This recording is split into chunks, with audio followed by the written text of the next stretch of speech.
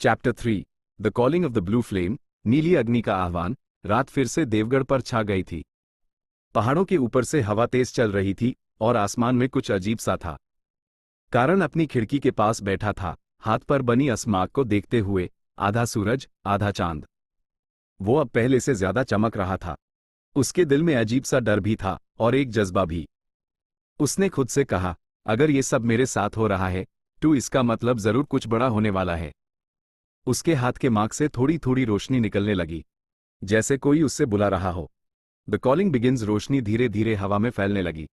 कारण के सामने एक पुराना नक्शा हवा में उभार आया, एक ग्लोइंग मैप जिसमें देवगढ़ के आसपास के पहाड़ दिख रहे थे और एक पॉइंट चमक रहा था, नीलगिरी पीक। वही से सब कुछ शुरू हुआ था। कारण ने याद किया, जहां बचपन में मुझे वो कॉइन मिली थी। अचानक से हवा तेज हो गई और एक धुन से बना हुआ मनुष्य फिर से उसके सामने आया, वही जो उसने सपने में देखा था। कारण, आवाज ने कहा, नीलगिरी पीक पर वो राह खुलने वाली है जो तुम्हें तुम्हारे असल जगह तक ले जाएगी। कारण ने पूछो, कौन हो तुम? मुझे क्यों बुला रहे हो? उस आदमी ने बस एक बात बोली, तुम बेरर हो और वक्त आ गया है कि तुम अपना पहला कसौटी पार करो। फिर सब कुछ अंधेरा हो गया। जब कारण ने आंख खोली तो उसके हाथ पर लिखा था, awakening trial, phase 1 begins at dawn. Next morning the path to Nilgiri. सुबह की रोशनी ने देवगढ़ को सोना जैसा चमका दिया। कारण ने अपना छोटा सा झोला उठाया। उसमें बस कुछ खाना, पानी और एक छोटी तलवार थी जो उसके पिता ने दी थी। उसने माँ को देखा, माँ, मैं थोड़ा देर के लिए पहाड़ों तक जा रहा हूँ। मैंने प्यार से कहा, सावधान रहना बेटा। पहाड़ के ऊपर अजीब रोशनी दिख रही है कल रात से। कारण मुस्कुराया, बस थोड़ा देखकर आता हूँ माँ। उसके दिल में एक अजीब सी खिंचाव थी, जैसे कोई उससे खींच रहा हो नीलगिरी की तरफ। जैसे ही वो गांव के बाहर निकला, हवा बदल गई। पेड़ों के पत्तों से एक हल्की सी नीली चमक निकल रही थी और जमीन थोड़ी गर्म लग रही थी। ये कोई नॉर्मल जगह नहीं है, कारण ने सोचा। रास्ते में यूज एक फकीर मिला, वही बुढ़ा आदमी जो उसने बाजार में देखा था। वो इस बार मुस्कुरा रहा था और बोला, तो तुमने बुलाहट महसूस कर ली? कारण ने हाँ में सर हिलाया। मुझे समझ नहीं आ रहा क्या हो रहा है मेरे साथ। मुझे लगता है मैं दो दुनियाओं के बीच फंसा हूं। फकीर ने कहा, और वही तुम्हारा सबसे बड़ा टेस्ट है। या तो तुम दोनों दुनियाओं को मिला दोगे या दोनों तुम्हें तोड़ देंगी। उसने अपनी जेब से एक छोटी सी मूर्तिका निकली, एक छोटी पत्थर जिसमें ब्लू फ्लेम जैसी रोशनी थी। ये लो, उसने कहा, जब तुम नीलगिरी पहाड़ पर पहुंचोगे, इससे जमीन पर रख देना।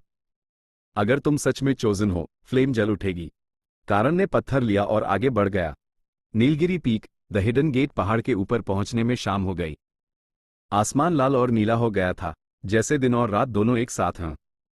कारण ने उस मूर्तिका को जमीन पर रखा। पहले कुछ नहीं हुआ, फिर अचानक से हवा रुक गई और जमीन से नीली रोशनी निकली। फ्लेम हवा में उठ गई और जमीन में एक सर्कल ऑफ लाइट बन गया। कारण ने ईल से धुंध हटाई और सर्कल के बीच में एक गेट उभार आया। गेट के अंदर एक और दुनिया दिख रही थी, एक जगह जहां आसमान में पानी के झूले लटक रहे थे और जमीन रोशनी से बनी थी। ये वही दुनिया है जो मैं सपनों में देखता था। उसने एक कदम अंदर रखा और जैसे ही वो अंदर गया, गेट बैंड हो गया। द अदर वर्ल्ड, अनंत लोक। हवा थोड़ी भरी थी। कारण ने आसमान की तरफ देखा, 3 चांद, नीली हवा और दूर पहाड़ों पर चमकने वाले शहर।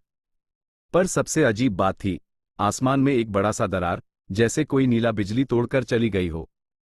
एक आवाज आई, welcome, bearer of the mark. Karan ने देखा, एक लड़की उसके सामने खड़ी थी।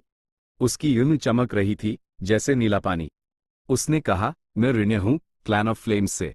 तुम्हारा इंतजार कई सालों से हो रहा था। कारण हैरान था, मेरा इंतजार? मैं तो बस एक आम इंसान हूं। रिन्या ने मुस्कुराकर कहा, आम लोग आसमान को नहीं जागा सकते। तुम्हारा मार्क, सूर्य चंद्र, अनंत लोक के हर युग का बैलेंस सिंबल है। जब ये मार्क जागता है, दुनिया बदलती है। कारण चुप रहा। उसके अंदर से कॉइन की रोशनी फिर चमकी और उसी मोमेंट आसमान में नीली बिजली गिरी, सीधा उनके पास। रिन्या चिल्ला उठी, ये वो है, द ब्लू फ्लेम। नीली बिजली उनके आसपास घूम गई और कारण के मार्ग से मिल गई। जमीन हिल गई। कारण ने दर्द से एड़ बैंड की और उसके अंदर से रोर निकली, एक शब्द जो उसने कभी नहीं सुना था, इग्निस एटनुम। और पूरा आसमान फट गया। नीली आग हवा में उठ गई और कारण के पीछे एक बड़ा फ्लेम ड्रैगन बना, रोशनी और एनर्जी से बना हुआ। रिन्ये ने धीरे से कहा, लेजेंड सच थी। The bear has awakened. कारण ने उंगली खोली। उसके पास खड़ा फ्लेम ड्रैगन धीरे धीरे हवा में घुल गया। उसका हाथ अब और ज्यादा चमक रहा था। ए फ्लैट क्या? कारण ने पूछो। रिन्ये ने कहा, ए फ्लैट तुम्हारा ट्रेनिंग शुरू होगा। पर पहले तुम्हें अपना कंट्रोल सीखना होगा, वरना तुम खुद अपनी ताकत से जल जाओगे। दूर से आसमान में नीली बिजली गिरी और रिन्ये ने कहा, और ये तो बस शुरुआत है।